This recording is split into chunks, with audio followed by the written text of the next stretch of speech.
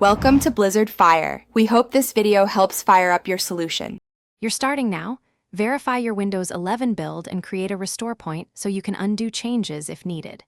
Install the toolset. Pick Explorer Patcher or OpenShell for classic layout, plus a tweaker for icon spacing. Enable developer mode briefly to allow advanced tweaks. This avoids UAC interruptions. Once tools are downloaded, run installers as administrator and accept defaults only when you understand them. Make sure to note original settings so you can revert quickly. Now you configure the core. Open your chosen patcher and set alignment, left or centered, then change combine behavior so icons stack or remain separate, depending on workflow. Tweak icon size and spacing to increase density or legibility.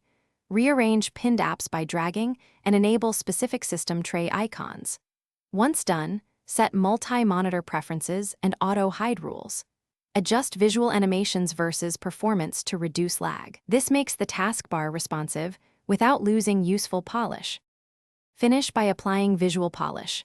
Set transparency, accent color, and right-click menu options so things feel natural. Lock the layout and export your toolset configuration as a backup. Store it with your restore point.